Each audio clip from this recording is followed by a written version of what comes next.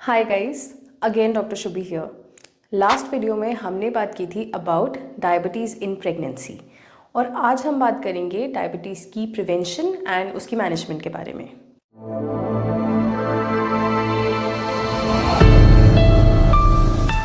तो जिन सब लोगों ने भी मेरा लास्ट वीडियो देखा है उनको ये पता है कि pregnancy is a diabetogenic state.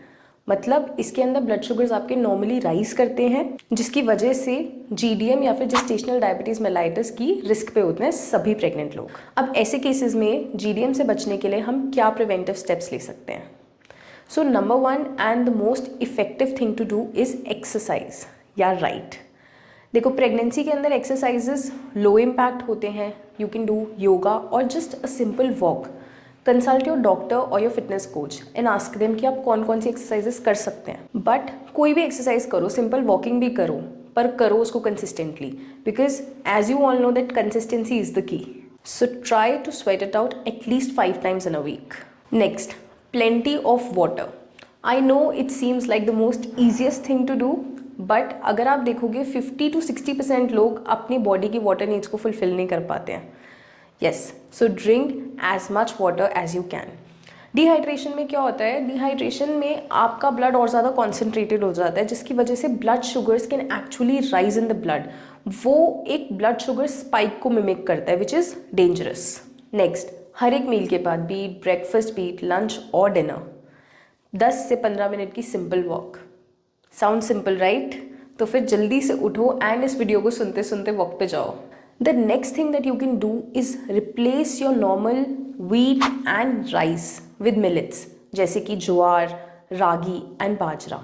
और एक चीज़ जो हमें समझनी है, जीडीएम या डायबिटीज़ कुछ भी होता है, उसके अंदर द मोस्ट इंपॉर्टेंट थिंग जो हम मैनेजमेंट में करना चाहते हैं, हम उसके अंदर ब्लड शुगर की स्पाइक्स को प्रिवेंट करना चाहते हैं। क्योंकि जब ब्लड शुगर स्पाइक होगी, it is like a silent attack that is happening with in your body, right? अब प्रेगनेंसी है, क्रेविंग्स तो होंगी, ice cream, chocolates and what not. And trust me, I don't want to be the mood spoiler और I don't want to ruin one of the most important memories in your life by saying कि यार मीठा मत खाना, ice creams avoid करना। No please, let me give you a simple hack. तो पहला तो कभी भी मीठा खाने का मन करे, खाली पेट नहीं खाना, एम्प्टी स्टमक नहीं खाना।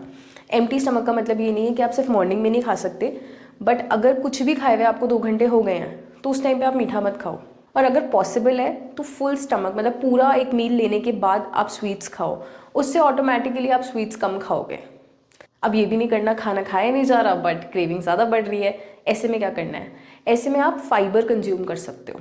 फाइबर का काम क्या होता है? वो आपके स्टमक के अंदर ना जगह ऑक्यूपाई कर लेता है, जिसकी वजह से आप जब भी स्वीट खाते हो वो धीरे धीरे करके आपके ब्लड शुगर में रिलीज होती है, तो वो स्पाइक्स को प्रिवेंट करता है।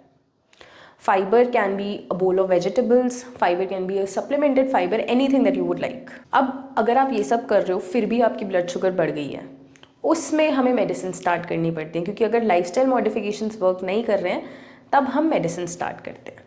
मेडिसिन में नंबर 1 चॉइस होती है हमारी इंसुलिन। तो जो भी आपके डॉक्टर हैं वो आपकी fasting blood sugar, post prandial यानी खाने के बाद की ब्लड शुगर देख के आपकी फ्रीक्वेंसी कि आपको इंसुलिन कितना लेना है और उसकी डोज कितनी लेनी है उसको एडजस्ट कर देते हैं। इंसुलिन में भी काफ़ी वेराइटी आती है। लॉन्ग एक्टिंग इंसुलिन होता है, एक शॉर्ट एक्टिंग होता है, तो वो सब आपने डॉक्टर पे छोड़ दो। नेक्स्ट चॉइस प्रेगनेंसी के अंदर हमारी होती है मेटफॉर्मिन। अब मेटफॉर्मिन के बारे में तो सबको ही पता है, पर एक चीज़ और, हम मेटफॉर्मिन ले लेते हैं बट हम कोई और ओरल हाइपोग्लाइसीमिक एजेंट, मतलब कोई और ड्रग जो कि हमें मुंह से लेनी होती है फॉर डायबिटीज़, हम वो नहीं लेते। क्यों? क्योंकि जो बाकी हमारी मेडिसिन होती हैं डायबिटीज़ की, वो बेबी के अंदर हाइपोग्लाइसीमिया करा सकती हैं। एंड मैं जितना भी ये बोलूँ कम है, हाइपोग्लाइसीमिया यानी कि लो ब्लड शुगर हाइपरग्लाइसीमिया से ज़्यादा डेंजरस है।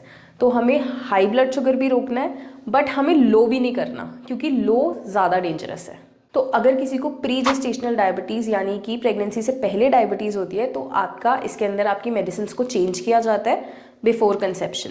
और क्योंकि हाइपोग्लाइसीमिया ज़्यादा डेंजरस है, डायबिटीज़ के अंदर वो सारी डाइट्स जिनके अंदर जो डिफ़िकल्ट डाइट्स होती हैं, बहुत देर तक भूखा रहना पड़ता है या फिर आप कुछ नहीं खा पाते हो, वो मना की जाती हैं, वो एडवाइजेबल नहीं होती हैं।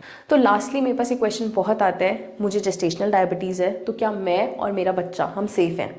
My answer is yes, absolutely, but with one condition कि आपके ब्लड शुगर लेवल्स कंट्रोल में है।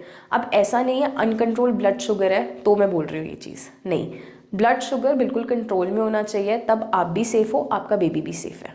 ऑल्सो रूटीन चेकअप्स के लिए ज़रूर जाना चाहिए। अगर आपके डॉक्टर ने 1 वीक बाद बुलाया तो 1 वीक बाद ही जाओ, क्योंकि किसी रीज़न से बुलाया होता है, उनको लग रहा है कोई रिस्क फैक्टर ज़्यादा है या कोई पैरामीटर डिरेंज्ड लग रहा है इसलिए बुला रहे हैं, तो ज़रूर जाना है। और एक चीज़ और देखो, स्ट्रेस इज़ नेचुरल। स्ट्रेस अगर लाइफ के अंदर ना हो तो लाइफ का कोई मीनिंग नहीं है, बट ज़्यादा स्ट्रेस लेने से ना आपका कॉर्टिसोल यानी कि स्ट्रेस हार्मोन रिलीज़ होता है बॉडी में, और वो भी आपको डायबिटीज़ यानी कि आपको हाइपरग्लाइसीमिया कराता है।